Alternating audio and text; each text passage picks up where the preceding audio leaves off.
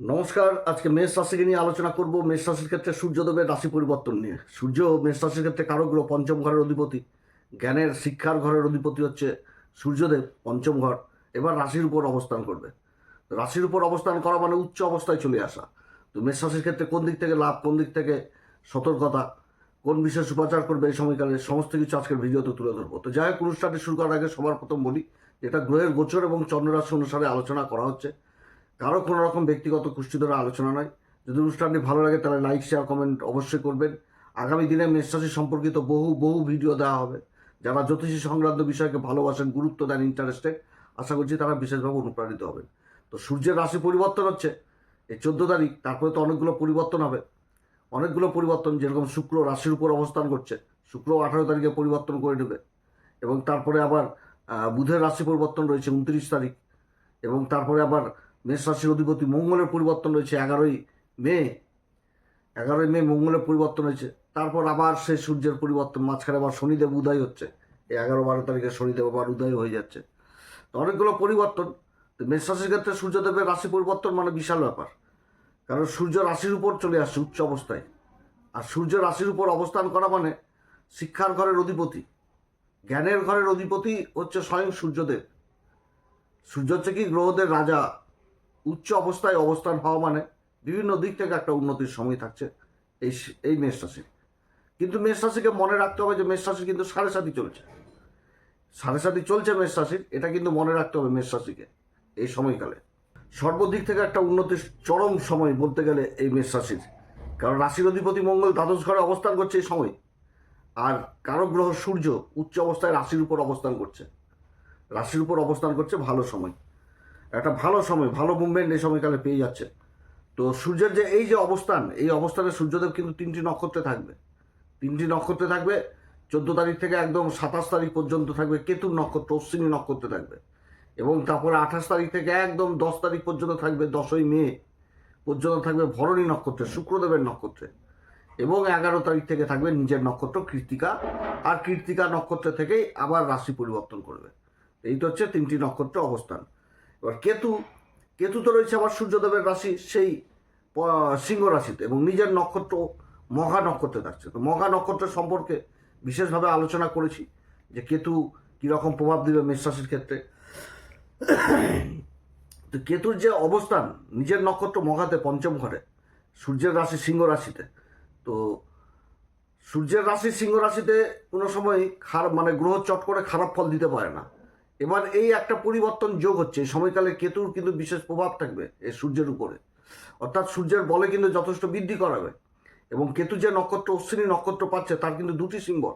একটা হচ্ছে কাস্তে, যেটা বুঝায় মানে ফসল তোলা এক কথায়, সেরকম কিন্তু সিংহাসন। আর কেতুর নক্ষত্রে, এই অশ্বিনী নক্ষত্রে উচ্চ অবস্থায় অবস্থান মানে একটা জন্মগত লিডারশিপ, জন্মগত একটা রাজতন্ত্র, এরকম ব্যাপারটা হয়ে গেছে। যে যারা রাজনীতির সাথে যুক্ত রয়েছেন বা খুব ভালো প্রশাসনিক কাজে যুক্ত রয়েছেন, তাদের জন্য এই সময়কাল একটা খুব ভালো সময় হতে যাচ্ছে। শক্তিশালী ব্যক্তিত্ব হবে এক কথায় বলতে গেলে। নেতৃত্ব দেওয়ার ক্ষমতা খুবই ভালো, অর্থাৎ রাজনীতি জিনিসটাকে বিশেষ বোঝাচ্ছে। এবং প্রশাসনিক দিকটা কিন্তু বিশেষভাবে এই সময়কালে উঠে আসছে। যে প্রশাসনিক দিক বলতে প্রশাসনিক হোক বা বেসরকারি দিক, বড় বড় কোম্পানির সিওটিও হোক বা সরকারি উচ্চপদস্থ অফিসার হোক, যেটা একসাথে মেনটেন করতে পারবে একাধিক লোককে, একই সূত্রে গেঁথে নিয়ে এগিয়ে নিয়ে যেতে পারবে। কারণ অশ্বিনী নক্ষত্র মানে হর্স, যেটাকে ঘোড়া বোঝাচ্ছে, যে এর চিহ্ন। ঘোড়া কিন্তু থেমে থাকে না, এগিয়ে চলে। তার মধ্যে হর্স পাওয়ার, অর্থাৎ এগিয়ে চলার প্রবণতা, নেতৃত্ব দেওয়ার প্রবণতা, লিডারশিপ কোয়ালিটি এই সময়কালে দেখার মতন হবে। এবং তার সাথে প্রাপ্তির যোগ কিন্তু থাকছে। অর্থাৎ স্বাভাবিকভাবে কিন্তু এই গুণটা এই সময়কালে ফুটে উঠবে এই মেষ রাশির ক্ষেত্রে। এবং মেষ রাশি হচ্ছে অগ্নিতত্ত্ব রাশি, এবং সূর্যও কিন্তু অগ্নিতত্ত্ব রাশি, এটা কিন্তু ভুললে চলবে না। তো মানে হঠাৎ গতি লাভ মেষ রাশির ক্ষেত্রে হবে। কিন্তু এইখানটাতেও বোঝার ব্যাপার রয়েছে, সেটা হচ্ছে যে মেষ রাশি কিন্তু সাড়ে সাতি চলছে।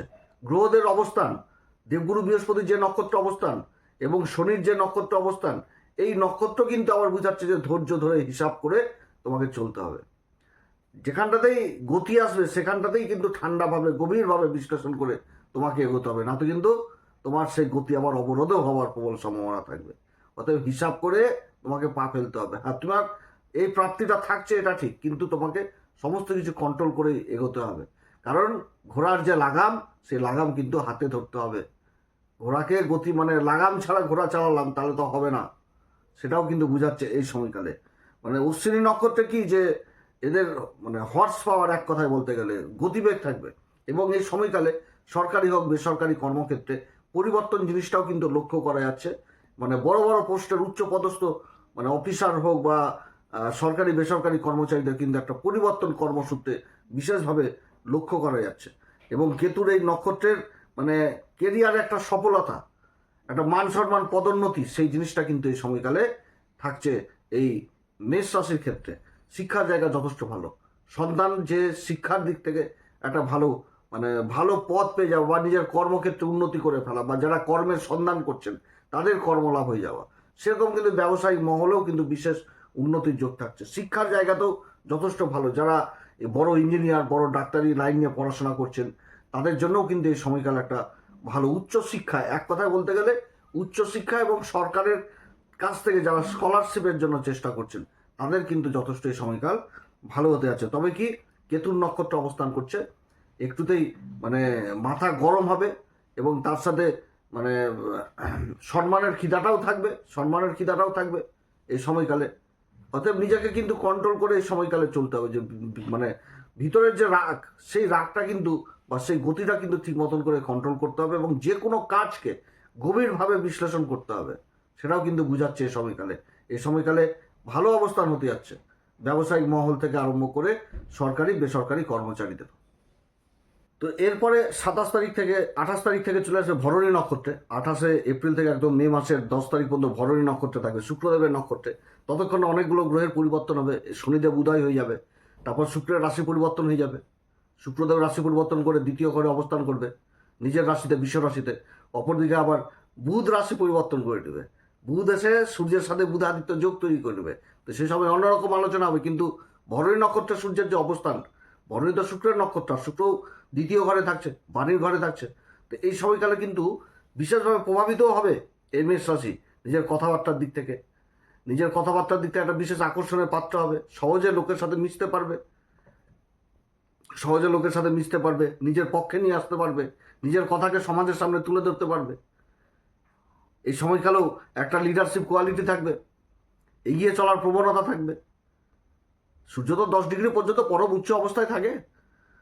তবে এই নক্ষত্রে সুখ ভোগের জায়গাটাও কিন্তু বিশেষভাবে উঠে আসছে, যার জন্য কিন্তু নিজের অসুখ বিসুখ থেকেও সাবধানে থাকতে হবে।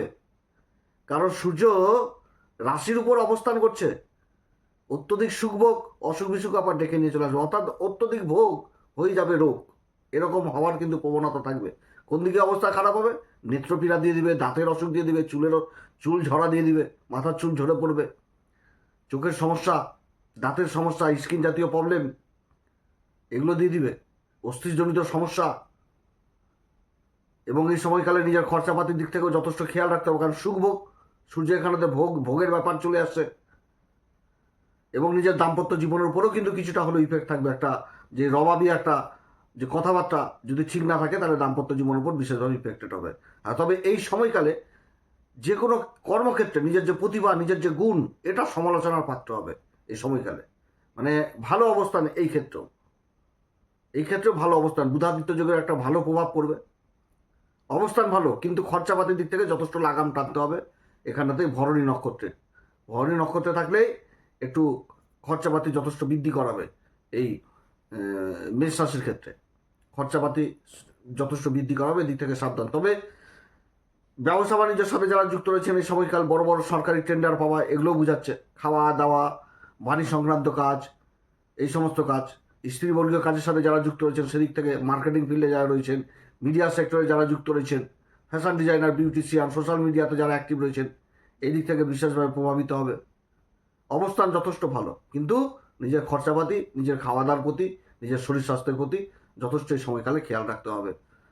কারণ শনি দ্বাদশ ঘরে অবস্থান করছে, হিসাব মেনটেন অবশ্যই করতে হবে নিজের খরচাপাতি, তাতে কিন্তু অসুখ বিসুখ দিয়ে দিবে।